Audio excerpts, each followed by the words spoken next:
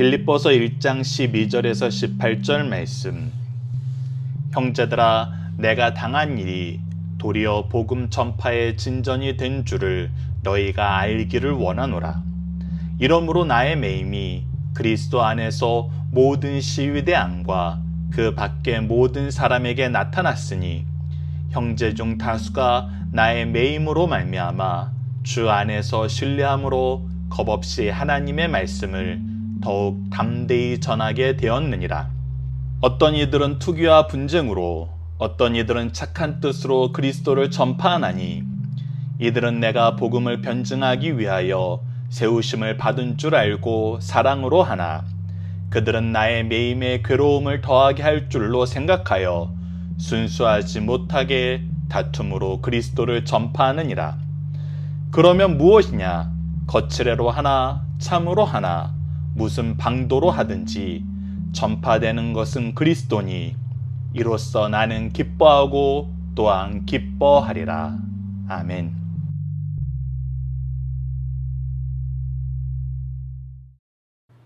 안녕하세요. 승리한산 가족 여러분, 그리고 강성성경연구원 여러분. 오늘은 빌립보서 세 번째 시간으로 빌립보서 1장 12절에서 18절 말씀을 기뻐하고 또한 기뻐하리라 라는 제목으로 함께 말씀을 나누도록 하겠습니다.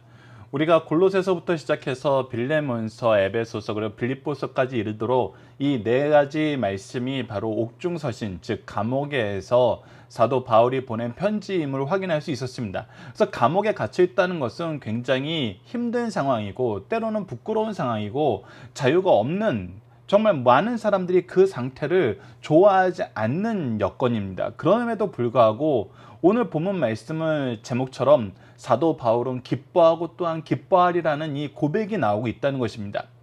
그렇다면 이 기뻐하는 거에 대한 이유가 무엇일까요? 우리가 기뻐할 수 있는 근거는 무엇일까요?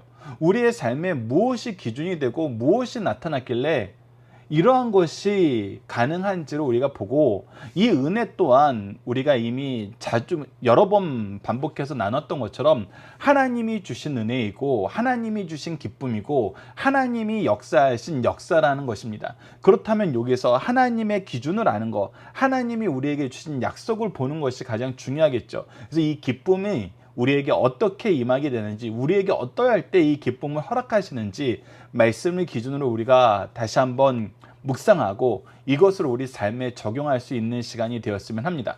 자, 12절 말씀을 보십시오. 형제들아, 내가 당한 일, 지금 그것이 무엇입니까? 내가 지금 13절에서 나오는 것처럼 메인 일이에요. 내가 지금 감옥에 있는 일이에요. 근데 감옥에 있는데, 그래서 오히려 이전에 하던 것을 못할 것 같은데 거기에 놀라운 결과가 나타나는데, 그것이 무엇이냐면 당한 일 도리어 복음 전파의 진전이 된 줄을 너희가 알길 원하노라. 그러니까 예전에 열심히 자유롭게 돌아다니면서 복음을 전파할 때만 복음이 전파된다고 생각하고, 감옥에 있으면 더 이상 복음이 전파되기 어려워서 나에게 맡기신 일이, 하나님께서 명령하신 일이 어렵다고 생각하는 그 상황에서도 여전히 우리에게 나타나는 것이 무엇이냐면 바로 이 복음의 전파라는 것입니다. 복음이 점점 더 많은 사람들에게 확대되고 있다는 거예요. 그래서 이것을 통해서 우리가 무엇을 확인할 수 있냐면, 사도 바울이 너희들이 반드시 이것을 알아야 된다고 이야기하는 이유가 뭐냐면 바로 13절입니다. 이러므로 나의 매임이 중요한 것은 그리스도 안에서, 나의 매임이, 내가 매여 있지만 이 매여 있음 자체도 그리스도 안에서는 무엇으로 역사가 되느냐면 모든 시대 안과 그 밖 사람들에게 나타났느니라. 즉 내가 매임으로 말미암아 그리스도 안에서 오히려 복음의 역사가 지금 현재 이 안에 나의 매임을 관리하고 감독하고 있는 사람들에게 오히려 나타나고 있다는 거예요. 내가 매이지 않았으면 이 사람들에게 나타나지 않았을 텐데, 즉 나의 매임까지도 하나님의 계획하심이 있어서, 하나님의 뜻하심이 있어서 하나님의 복음의 역사가 확장되도록 나를 이끌고 계신다는 거예요. 그래서 어떤 상황 속에서도 우리가 무엇을 확인하게 되냐면, 땅끝까지 이르러 복음을 전하라 하실 때 우리와 함께 하시겠다는 그 하나님의 약속이, 예수 그리스도의 약속이, 성령님의 동행하심이 여전히 드러나고 있다는 거예요. 그래서 14절을 보시죠. 형제 중 다수가 나의 매임으로 말미암아 주 안에서 신뢰함으로 겁없이 하나님의 말씀을 더욱 담대히 전하게 되었느니라. 그래서 오히려 이것이 무엇이 되었냐면 하나님의 약속이 반드시 성취되는 약속의 증거가 되었다는 거예요. 매임으로 말미암아 오히려 예수 그리스도의 복음이 선포가 되고 예수 그리스도의 복음이 그들에게 받아들여지고 그들이 예수 그리스도로 말미암아 영생 얻게 되는 이 능력을, 하나님의 축복을, 하나님의 역사하심 속에서 살게 되었고, 이들이 오히려 그 안에서 힘을 얻어서 더 나아가서 그들이 복음을 전하게 되었다는 거예요. 그래서 복음을 전하라 하시고 전할 수 있도록 인도하시는 하나님의 역사가 우리 모든 매 순간 매 상황 어떤 형편에서든지 계속 드러나고 있다는 것입니다. 그 드러나는 거 이거 자체가 이 말씀을 받은 자들에게 더 확실한 증거가 되고 더 확실한 확신이 되어서 이 명령을 기뻐하게 된다는 거예요. 그걸 오히려 도리어 담대히 전하게 되었다는 것입니다. 그래서 우리는 항상 이 기준으로 삶을 볼 수 있어야 된다는 것입니다. 우리는 자주 그러죠. 환경이 준비되어야 되잖아요. 뭔가 여건이 조성되어야 되잖아요. 그래서 이것이 되면은 이거 할 수 있어요 라고 얘기하는 경우가 얼마나 많이 있습니까? 사실은 세상의 많은 부분은 이 말이 또 옳기도 해요. 준비 안 된 상태에서 했다가는, 우리가 요즘에 뭐 창업이 많다고 그러는데 창업도 준비되지 않은 상태에서 하면 실패할 가능성이 굉장히 많아요. 그래서 준비가 잘 돼야 돼요. 그게 사실이에요. 근데 때로는 이것이 우리의 핑계가 될 때가 있어요. 이것이 준비가 안 돼서 저는 아직 할 때가 아니에요. 저는 아직 이것을 할 만큼 마음이 좀 확신이 안 서요. 여러 가지 이야기를 하거든요. 그럴 때로는 우리가 열심히 하다가도 중단하고 싶을 때 여러 가지 핑계를 대잖아요. 지금 상황이 안 되잖아요. 이 상황에서 우리가 어떻게 할 수 있겠어요? 우리 더 이상 이전의 모습으로 일할 수 있는 형편이 안 돼요. 이전의 모습으로 예배 드릴 수 있는 여건이 안 돼요. 하나님의 일을 하는데도 그것을 하지 않을 이유가 너무 많고 하던 것을 멈춰야 되는 이유가 너무나 많다는 거예요. 근데 빌립보서를 통해서 옥중서신, 특히 옥중서신을 통해서 끊임없이 우리에게 가르쳐 주는 건 뭐냐면, 어떤 상황 속에서도 너희들이 보는 것은 성령의 역사하심이 어디에 있는지 보라는 거예요. 하나님의 약속이 어떻게 성취되는지 보라는 거예요. 그래서 이 부분을 우리에게 굉장히 자세하게 설명해 주는 말씀이 바로 사도행전인데, 사도행전을 보면은 사도들이 예수님의 명령 안에서 성령의 인도하심에서 나갈 때 항상 일어나는 일이 뭔지 자세히 우리에게 반복적으로 얘기해 주고 있습니다. 아래에 적어놨는데 사도행전 6장 7절을 보시죠. 하나님의 말씀이 점점 왕성하여, 하나님의 말씀이 힘을 얻게 되는 거예요. 점점 확대되는 거예요. 예루살렘에 있는 제자의 수가 더 심히 많아지고 허다한 제사장의 무리도 이 도에 복종하니라. 그러니까 예전에는 받아들이지 않고 믿지 않고 오히려 핍박하고 거절했던 사람들이 오히려 제사장 무리까지도 이 도에 복종하고 이 말씀이 힘을 얻어서 복음이 확대되고 있다는, 확장되고 있다는 거예요. 12장 24절에서도 하나님의 말씀을 흥황하여 더하더라. 근데 놀랍게도 여러분들, 이 역사가 일어나는 길목길목이 어떤 때냐면 예루살렘 교회가 핍박을 받기 시작할 때예요. 핍박을 받음에도 불구하고, 환경이 더 안 좋아짐에도 불구하고, 여건이 더 조성 안 됐음에도 불구하고, 그러니까 우리가 이것을 하지 않아도 되는 이유가 너무 많고 이것을 멈춰야 되는 이유가 너무 많음에도 불구하고 도리어 확대된다는 거예요. 하나님이 약속하신 약속의 역사는 우리를 통해서 성취된다는 거예요. 13장 49절도 보시죠. 주의 말씀이 그 지방에 두루 퍼지니라. 오히려 두루 퍼지게 돼요. 19장 22절에서도 이와 같이 주의 말씀이 힘이 있어 흥왕하여 세력을 얻으니라. 점점 더 오히려 말씀의 힘이 강해지고 말씀을 따르는 사람들이 많아지는 거예요. 이거에 대해서 우리가 왜 이렇게 되는가라고 했을 때 사도행전 13장 48절에 나타난 것처럼 이방인들이 듣고 기뻐하며 하나님의 말씀을 찬송하며 영생을 주시기로 작정된, 자, 영생을 주시기로 작정하신 분이 누구예요? 하나님이세요. 즉 이 모든 것은 하나님이 이루시겠다고 약속하신 것이고 하나님이 계획하셨고 이 계획을 우리를 통해서 이루시겠다고 하나님께서 약속하신 것이고 이것을 우리를 통해서 이루게 하셨다고 약속하셨을 때 성령을 통해서 함께해 주신다고 약속하신 그대로 이루어지는 거예요. 그러니까 하나님이 하시는 거예요. 하나님이 계획하셨고 하나님이 준비하셨고 하나님이 능력 주시고 하나님께서 결과를 책임져 주시는 거예요. 그러니까 이것이 계속 이루어지는 거예요. 도리어 매임 안에서도 오히려 복음의 확장이 일어나는 거예요. 그리고 이것을 통해서 사람들이 더 확신을 얻게 되는 거예요.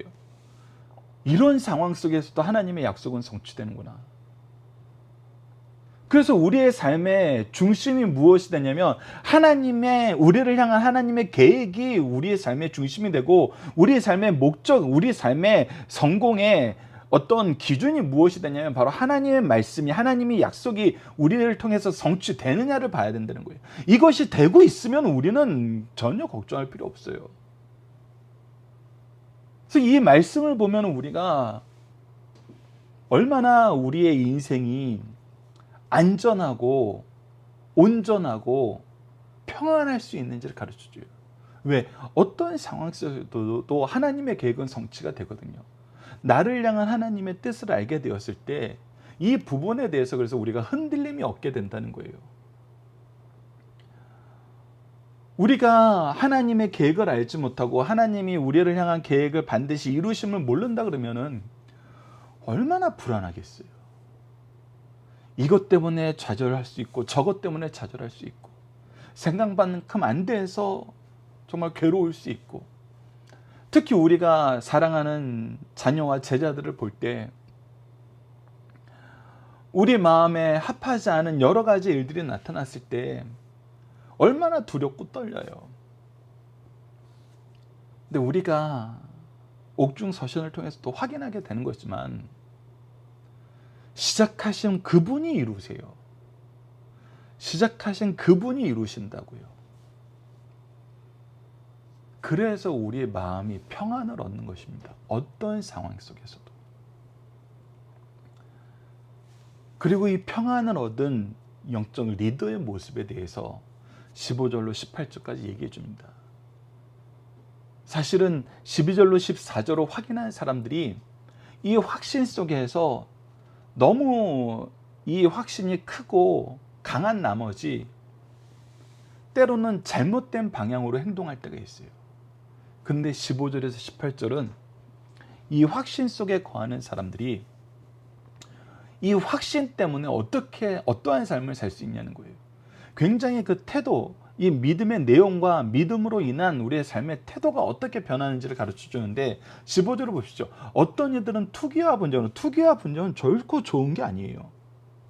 어떤 이들은 착한 뜻으로 그리스도를 전파하니, 그러니까 그리스도를 전파하는데 착한 뜻으로 하나님이 원래 계획하신 그 계획 안에서 하는 사람이 있고 어떤 사람은 자기 목적을 이루려고 자기 뜻을 이루려고 때로는 자기 의를 드러내려고 투기와 분쟁으로 그리스도를 전파하는 사람도 있어요. 계속해서 봅시다. 이들은 내가 복음을 변증하기 위해서 세움받은 줄을 알고 사랑으로 하나. 그래서 착한 뜻으로 하는 사람들은 복음을 변증하기 위해서 우리의 스승이 우리를 위해서 준비해 놓으신 하나님의 일꾼들이 정말 이 일을 위해서 열심히 하니까 우리가 이 일에 함께 동참하자 하고 하나님의 계획이 바로 이분과 함께 하나가 되어서 우리가 하나님의 뜻을 이루는 거구나 라고 얘기하면서 이 일에 협력하고 사랑으로 하는 사람이 있는가 하면은 투기와 분쟁으로 하는 사람은 어떤 식으로 하냐면 나의 매임에 괴로움을 더할 줄로 생각하고 야, 저 사람 눈에 가시였어. 내가 저 사람은 반드시 이겨야 돼. 짓밟아야 돼. 이런 생각으로 오히려 괴로움을 더하려고 투기와 분쟁으로 그리스도를 전하는 사람들이 있었는데 그래서 다툼으로 그리스도를 전파한다는 거예요. 근데 이 부분에 대해서 여러분들이 이제 중요하게 보셔야 되는 게 뭐냐면 우선 본질적인 모습은 투기와 분쟁, 괴로움을 더하려고 무엇인가 하는 것은 분명히 옳은 것이 아니에요. 옳은 것이 아니에요. 이것은 분명히 잘못된 거예요. 그래서 첫 번째는 내가 투기와 분쟁으로 누구를 괴롭히려고 누구를 짓누르려고 누구를 정말 막 혼내주려고 본때를 보여주려고 하는 것은 잘못된 거예요. 여러분 이런 태도는 정말 우리가 버려야 됩니다. 그러나 이 말씀이 왜 사도 바울의 입술을 통해서 우리에게 전해지냐면은, 우리가 열심히 주의 일을 위해서 수고할 때 모든 사람이 우리에게 동의하지 않고 모든 사람들이 나의 수고를 순수하게 수고로 받아들이지 않는 경우가 있다는 거예요. 곡해하고 모함하고 공격할 때가 있다는 거예요. 근데 이때 자세히 보라는 거예요. 자세히. 그들이 하려는 일이 그리스도의 복음을 전파하는 것을 막는 것인지. 그러니까 한 예를 들어보면은, 우리가 교회에서 성경 공부를 하는데 성경 공부가 막 너무 잘 되니까 성경 공부를 못하게 막는다는 거, 이것은 잘못된 거죠. 근데 이 사람이 투기와 분쟁으로 내가 저 사람보다 더 열심히 주면서 열심히 가르칠래, 이게 순수한 목적이 아니에요. 투기와 분쟁으로 하는 건데, 그가 그거를 통해서 그리스도를 전파하는 걸 막는 것이 아니라 오히려 그리스도를 전파하는데 더 열심으로 나온다는 거예요. 물론 동기가 틀렸는데 목적이 맞다고, 그 목적 지상주의냐 이렇게 얘기할 수 있는데, 여러분들 그거는 우선 여기서 거기 가기 전에 반드시 한 단계 먼저 생각해야 되는 것이 있어요.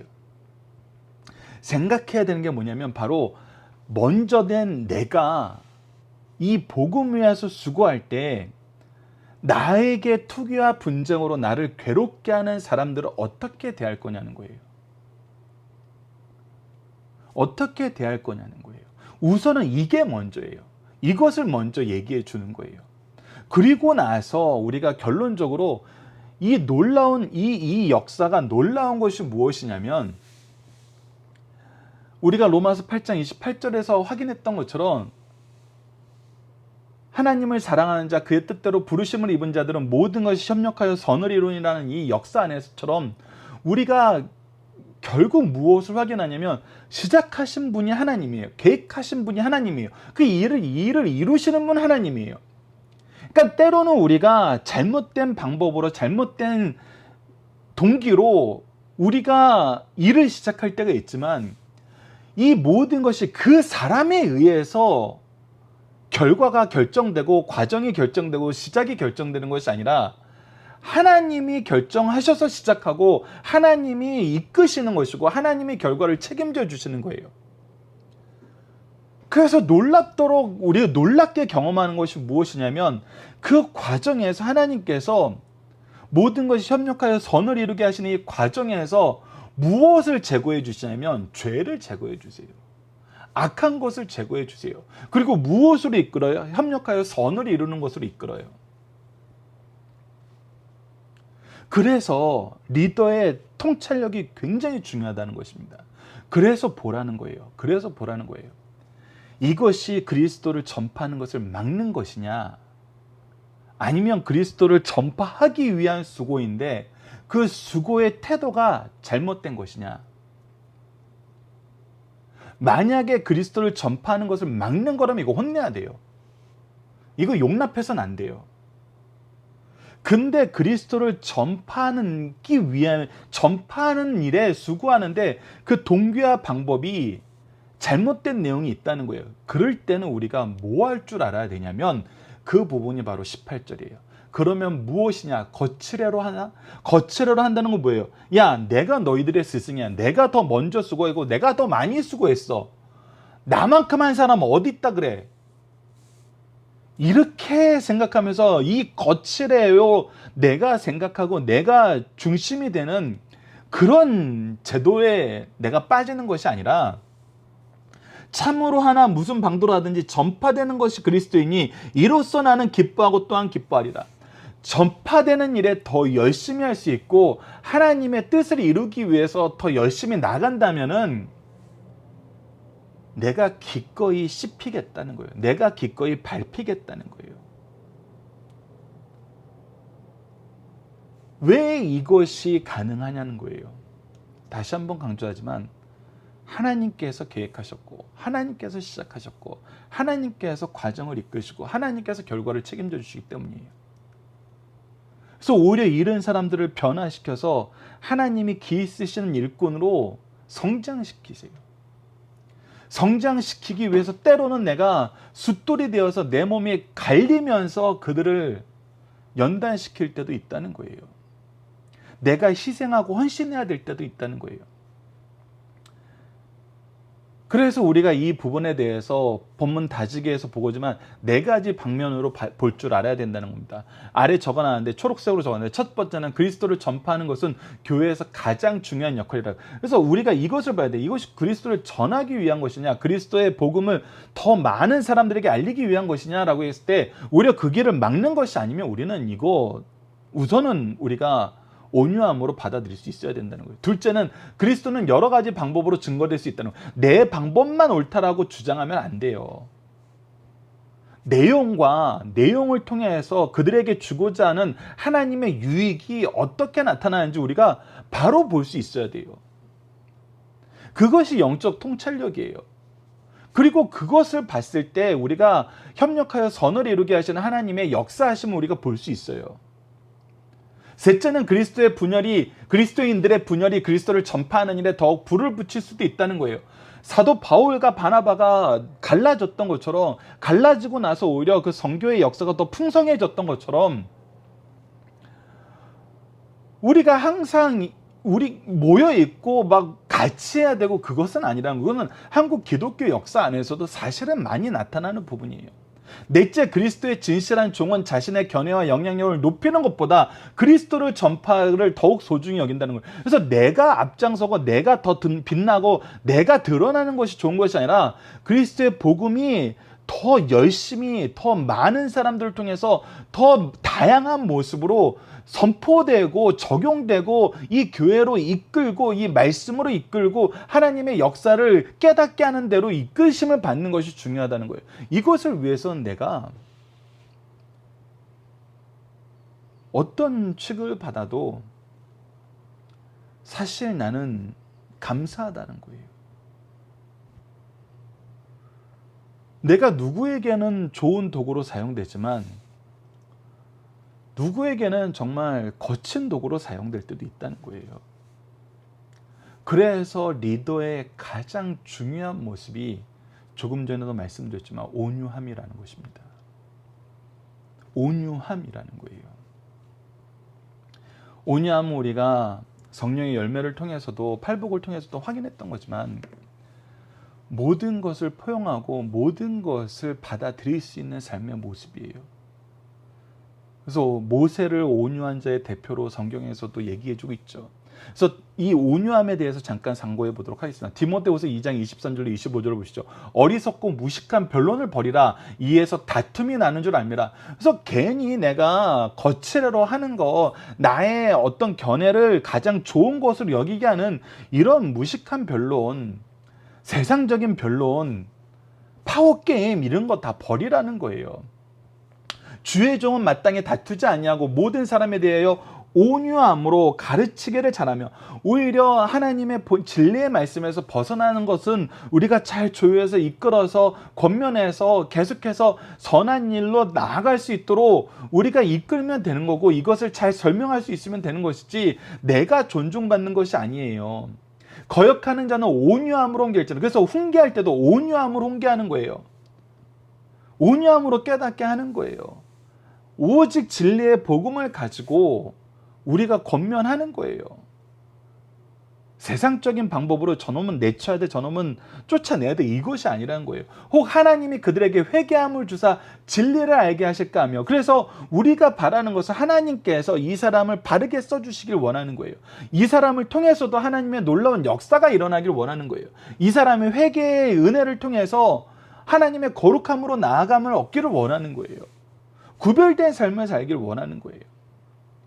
이것이 우리의 삶의 태도이고 우리가 우리 제자들을, 성도들을, 자녀들을 보는 가장 중요한 태도라는 겁니다. 에베소서 4장 1절에서 3절에서도 우리가 이미 봤지만, 그러므로 주 안에서 갇힌 내가 너희를 권하노니 너희가 부르심을 받은 일에 합당하게 행하여 모든 겸손과 온유로 하고 오래 참음으로 사랑 가운데 서로 용납하고 평안에 매는 줄로 성령이 하나 되게 하신 것을 힘써 지켜라.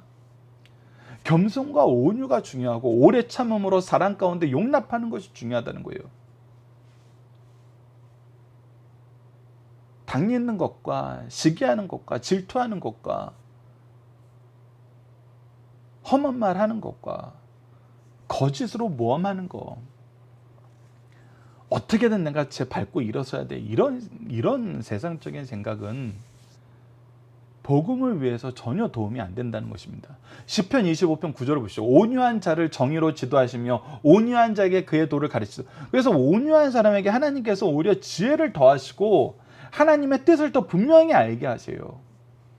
시편 37편 11절로 보시죠. 그러나 온유한 자들은 땅을 차지하며 풍성한 화평으로 즐거움을. 그래서 그들에게 하나님께서 더 많은 것을 허락해 주세요. 그들을 통해서 더 많은 일을 이루고 싶어 하시고 그들이 더 많은 축복의 통로가 되기를 원하신다는 거예요. 그래서 마태복음 5장 5절 보면 온유한 자는 복이 있나니 그들이 땅을 기업으로 받을 것이며, 하나님께서 더 중요한 기업을 맡기신다는 거예요. 더 중요한 역사의 중심 인물로 쓰신다는 것입니다. 그래서 세상적인 거칠에 너무 빠지지 마세요. 사도 바울을 통해서 우리에게 분명히 가르쳐주고 있고, 그래서 그가 정말 모욕을 당하고 때로는 비난을 당하고 때로는 창피를 당하는 이 죄수의 신분 안에서도 하나님은 우리 오고 가는 모든 세대가 볼 수 있도록 복음의 열매가 얼마나 풍성하게 열리는지 보여주잖아요. 그래서 우리는 항상 복음의 열매, 그리스도를 전파하는 것에 기준을 두고 온유한 마음으로 나아가야 된다는 것입니다. 자, 본문의 중심사를 봅시다. 우리는 빌립보서 1장을 통해서 두 가지 주제를 발견합니다. 첫째는 사랑의 교제. 빌립보 교인들과 바울 사도는 그리스도의 사랑으로 맺어진 사랑의 결속을 볼 수 있어요. 둘째는 고난 중의 기쁨이에요. 왜 이 기쁨이 나타나요? 하나님의 뜻이 항상 이루어지거든요. 나를 통해서 이루시고자 하시는 하나님의 역사가 항상 성취되거든요. 빌립보서 1장뿐 아니라 빌립보서 전체에 일관된 흐름으로 그리스도인의 참된 모습인 고난과 역경조 속에서 기뻐하는 모습을 볼 수 있어요. 바울은 투옥이라는 극한 상황에 처해 있으나 기쁨을 느끼고 있었습니다. 이러한 기쁨의 비결은 하나님에 대한 전적인 신뢰에 있어요. 하나님이 시작하시는, 하나님이 이루신다고요. 그분을 신뢰하는 거예요. 자신의 현재 모습만 바라보면 기뻐할 수 없지만 하나님께 자신을 온전히 내맡기고 그분의 인도와 보호하시는 손길을 의지할 때 영적인 기쁨과 평화 속에서 잠길 수 있다는 것입니다. 자, 오늘 본문 말씀의 중심사 첫 번째는 성도들의 육신을 묶을 수는 있으나 하나님의 말씀은 매이지 않는다는 거예요. 하나님은 모세에게 지팡이로 애굽을, 기드온에게 항아리로 미디안을, 다윗에게 물매로 블레셋을 이기게 하시고 심판하셨어요. 이제 바울을 통해서 사슬로 로마의 심장을 점령하게 하셨어요. 무엇으로 점령돼요? 예수 그리스도의 복음으로 점령되고 있어요. 로마 정부는 바울을 세사로로 묶었으나 하나님의 말씀은 매이지 않았고 친위 대원들은 가이사의 집사람까지 복음이 전해졌어요. 하나님의 역사를 신뢰하며 순수한 믿음을 갖게 되면 어떤 환경에서라도 복음의 전진을 위해 주신 기회로 사용할 수 있고, 이 기회를 통해서 하나님께서 반드시 열매 맺게 하시는 것을 우리가 볼 수 있다는 거예요. 이것이 바로 우리에게 약속하신 약속이고, 이 약속은 계속해서 2000년 교회사에서 이루어졌고 앞으로도 이루어질 약속이라는 겁니다. 두 번째, 복음을 순수하게 전하고 시기하는 자를 사랑으로 용납하자는 거예요. 바울이 감옥에 있게 되자 두 가지 양상이 일어났어요. 한편에서는 바울의 목까지 전하겠다고 순수한 동기에서 복음을 열심히 전하였고, 또 다른 한편에서는 바울이 없어도 복음을 더 힘있게 전할 수 있다는 시기심에서 복음을 전하고 있어요. 바울은 시기함을 받는 일로 마음이 상하지 않았어요. 어떤 동기에서든지 복음이 전해지면 기뻐했어요. 성도들은 복음을 전할 때 시기심으로 하지 말고 순수한 마음으로 전해야 됩니다. 또한 바울처럼 복음이 증거되는 것만으로 기뻐하고 감사한다는 사실을, 특히 이런 리더가 돼야 된다. 먼저 된 사람이 이 태도가 너무나 중요하다는 거 우리에게 가르쳐주고 있어요. 세 번째, 바울은 어떤 경우에도 예수님만 영광 받으시면 기뻐했어요. 앞으로 우리가 계속 확인할 겁니다. 바울은 예수 그리스도의 종된 자로서 자신의 영향력이 커지는 것을 기뻐하지 않았고 그리스도가 더욱 알려지고 전파되는 것을 기뻐하였습니다. 바울의 간절한 소원은 어떤 모양으로든지 복음이 전파되어 그리스도가 존귀하게 되는 것이었습니다. 이것이 바울의 삶의 목적이었고 오직 이 한 가지 목표만을 가지고 달려갔다는 사실을 우리에게 다시 한번 가르쳐주고 있습니다. 그래서 우리도 이것이 우리 삶의 목표가 돼야 되고 우리 삶의 이유가 돼야 된다는 것입니다. 이번 주 공동 기도 제목은 바로 우리가 자녀 제자들을 통해 참된 기쁨의 제목과 감사의 제목을 갖게 하심을 감사하며 항상 기도하며 찬양하게 하여 주소서입니다. 오늘 본문 말씀을 통해서는 우리가 리더로서 온유한 마음을 가지게 하여 주소서, 오직 하나님의 뜻을 위하여 겸손히 섬기며 주님을 신뢰하며 주님의 일에 힘쓰는 사람이 되게 하여 주소서. 때로는 우리를 괴롭히는 여러 상황이 오더라도 우리가 주님의 일에서 벗어나지 않게 하시고 주님의 뜻을 이루는 승리의 역사를 맛보게 하여 주소서 기도하는 우리 승리하는 삶 가족 여러분들, 강성성경연구원 여러분들에게 기도합니다. 감사합니다.